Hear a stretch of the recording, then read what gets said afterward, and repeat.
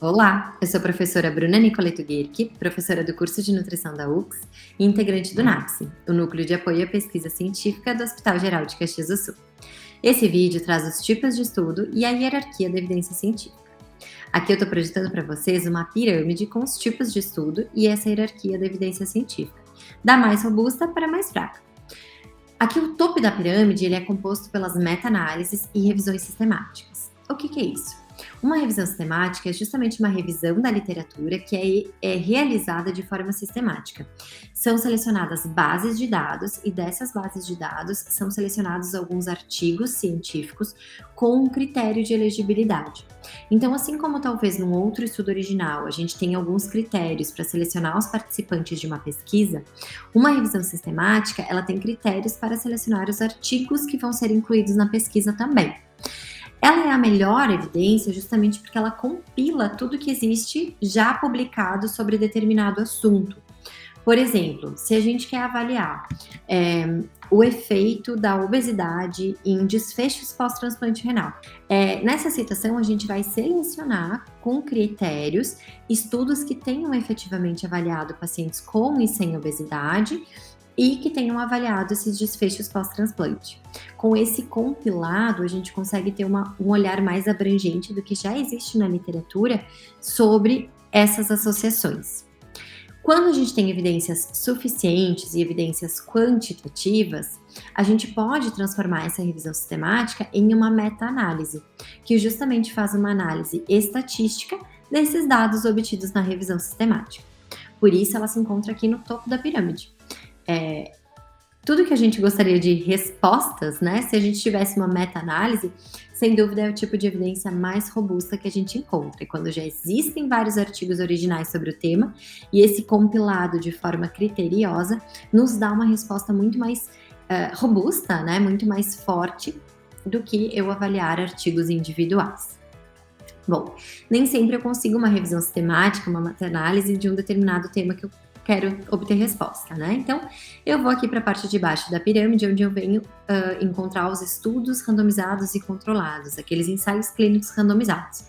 Então, aqui eu tenho estudos de intervenção, estudos que comparam dois grupos, né? Por exemplo, dois grupos, um que tem intervenção, outro grupo controle, por exemplo, com algum medicamento, ou algum efeito de alguma dieta, né? Ou alguma outra intervenção, né, que esteja se querendo avaliar. Ele também é uma evidência muito boa, porque tem um acompanhamento desses pacientes, uma intervenção controlada, né, com o grupo controle, que acaba também trazendo um nível importante aqui para essa evidência científica. Depois a gente vem para os estudos de coorte. Geralmente os estudos de coorte são estudos que permitem um acompanhamento desses pacientes por um determinado tempo. Então essa questão de acompanhar uma coorte, de acompanhar esses pacientes por um tempo, né?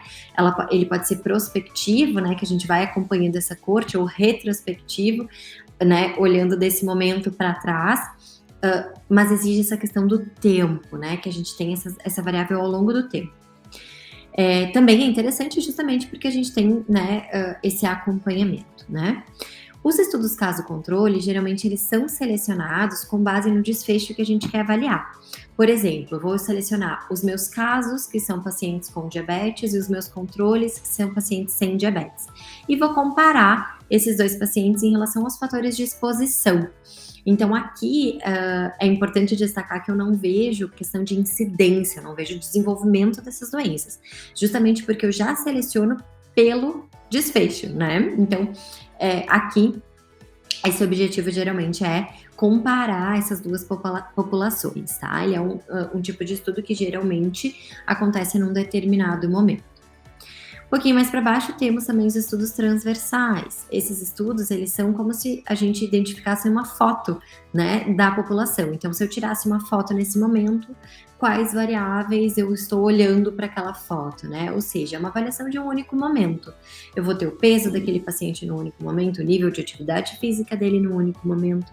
Então, ele traz esse panorama. É um dos tipos de estudo mais realizados, até pela questão de facilidade de aplicação de protocolos, né? E muitas vezes pelo tempo que a gente tem para desenvolver determinados projetos, né, ao longo da residência, ao longo da graduação, né, e assim por diante. Logo abaixo a gente entra nos estudos experimentais, né, que seriam mais em animais e in vitro. E por último, os relatos de caso, artigos de opinião, cartas ao editor, que geralmente são estudos menores, né, que trazem um pouco mais a opinião mesmo dos pesquisadores, né, não tem tanta uma análise, ou se é o caso de ter uma análise, né, com um único caso, a gente tem uma evidência mais fraca, né, justamente porque essa pirâmide, ela tende a nos ajudar a tomar decisões clínicas. Então, essas evidências mais aqui na base da pirâmide, elas são fracas realmente para a gente ter uma opinião clínica baseada num caso. É diferente se eu tenho uma meta-análise, eu vou ter uma evidência muito mais robusta, eu vou ter muito mais dados compilados sobre aquele tema, tá? Vale destacar que não é evidência científica, né? Não são evidências científicas, vídeos do YouTube, experiências pessoais, intuição, instinto paternal, né? Alguém que conhece, blog, livros, né? Opiniões de guru, enfim. Isso não são evidências científicas. Então, tudo que a gente encontra de literatura é aí que a gente tem que utilizar por base para tomar as nossas condutas clínicas e também para redigir os nossos projetos de pesquisa, certo? Um ótimo trabalho!